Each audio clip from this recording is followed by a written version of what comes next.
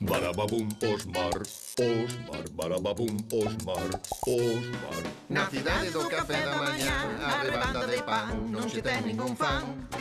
Non leva unha vida de molete, e o pobre queda só no final do paquete. Barababum, Osmar, Osmar, barababum. Osmar, a primeira rebanda do pan de molde. Unha broma furada.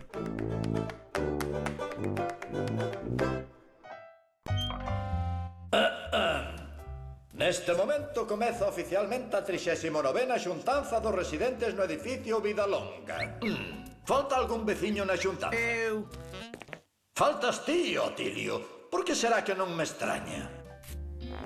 Stevie, se non tardases media hora en pasar o fío dental hoxe a mañá, chegaríamos a tempo. Pero se nunca paso o fío dental, peiteaba as tellas co teu cepillo de dentes. Señor, perdoe, desculpe. Xa, sí. Pódeme dicir se xa empezou a película? A película? Non estamos nun cine? Non, xa, si é o edificio no que vives. Vaya, que cabeza, pensei que era lo acomodador. Pecha a boca, por favor, faz tanto ruido ao mastigar que non oio nada. Perdoa, dicías algo, mastigo tan forte que non oio nada. Obregón, caeuche unha multa. Está prohibido asistir a reunións de residentes no edificio acompañado por unha mascota. Pero que di? Refírese a Stevie? Este can non é... Rex, ven aquí, Rex. Iso é todo por hoxe. Se alguén quere dar unha queixa, está o micrófono aberto. Eu quero.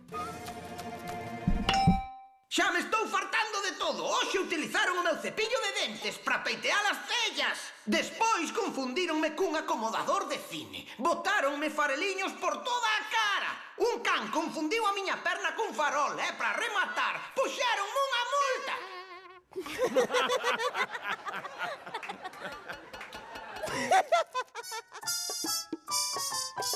Farelo hoxe triunfaches, encantoulles. Foi horrible, Stevie. Ninguén me toma en serio. Precisamente. Que queres dicir? Ninguén te toma en serio. E por qué? Porque és un auténtico comediante. Naciches para facer rir, Osmar. Podíamos facernos ricos con iso. Conteiche algunha vez que traballei para Trigo Ferri.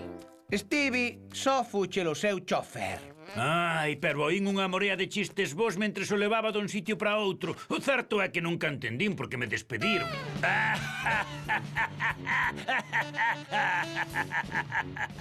Oi! Ah! Imos morrer! Bos días, panocos. Queredes participar? Noite de micro aberto de comedia. O mellor cómico volverá para casa con 1000 bolocos. Se non tes graza e che lanzan obxectos, non nos facemos responsables. Arredemo! 1000 bolocos! É perfecto! Así podes pagar a multa do señor Max por deixar que aquel cante usase como farol e gastar o resto en xeados e fareliños para min. Diso nada, Stevie. Terían que pagarme moitísimo máis que iso para que eu decidise pintar a mona en riba dun escenario. Perdoade, pero non quero chegar tarde á función. O caso é que toleo polos cómicos, vos non. Oi, onde vai Osmar? Non vas pintar a mona, ou? Stevie, axúdame. Vaime tocar sair e non se me ocorre nada gracioso que dicir. E non lembraba que cando teño que falar en público empezo a tatexar. Iso é xenial. Temos os 1000 bolocos no papo. E menos mal, porque aquí os xeados custan un ollo da cara. Benny é un ladrón. Agora, que fago? Sempre podo contar algúns chistes que oín no Club da Comedia. Querido Osmar, no mundo hai dúas clases de pans. Os que teñen ideas orixinais e os que simplemente quedan dormidos. Seguinte cómico, Osmar.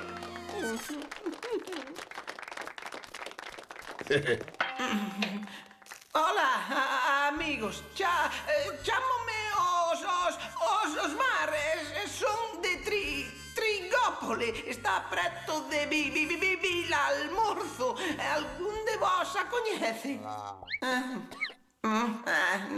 Non. Non vos decatastes de que cando alguén cae nun salón de beleza sempre o fai coa cara da manteiga para abaixo? Iso Iso é certo, a min pásame continuamente, mesmo cando non estou no salón de beleza. Sabíades que son de madeira? Non. Como a Pinocho. En realidade non ten graza. Stevie! Que foi? A xente eu non roubei a palmeira. A culpa é toda túa, mona. Por que che fago caso cando todas as probas demostran que és idiota? Acordaste daquela vez que colgaches unha hamaca do teito do salón e esperaches deitado que a movese o vento, pero pechache a ventá para non arrefriarte? Stevie é tan preguiceiro que madruga para estar máis tempo sen facer nada. Stevie é tan rañicas que lles pide propina aos aparcacoches. Stevie está tan perdido que usa o GPS para ir ao baño. Siga recto e vire á dereita.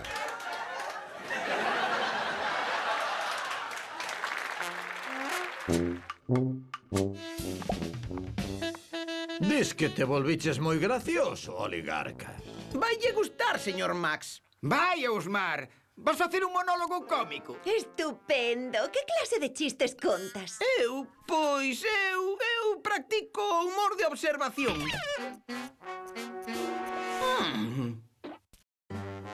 O señor Max é o superintendente do meu edificio. Ten a cachola tan grande e pelada que os mosquitos usan a de pista da aterraxe. Ui, ui, ui. Ei, acabo de ver a Bob no público. Tamén vive no meu edificio. Bob é tan chapón que coloca a sopa de letras por orde alfabética. ABC Bob. Hola, señora Brioche. Señora Brioche, cantos anos ten realmente? Direivolo eu. A señora Brioche é tan bella que a súa primeira mascota foi un dinossauro.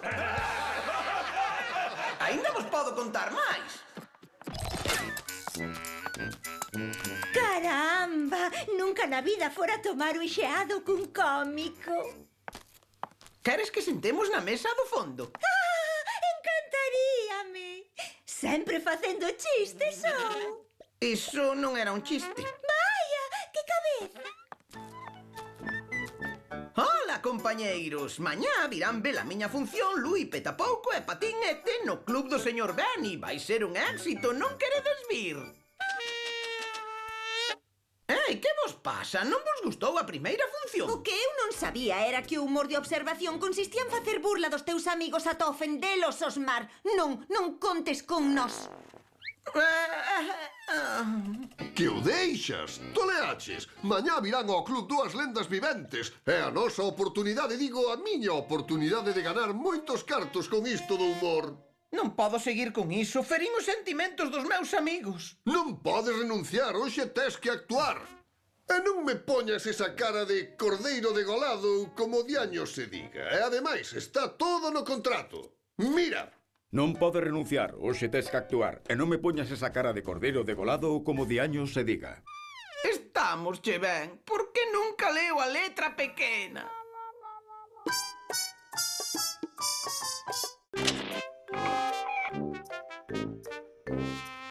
Vailles encantar.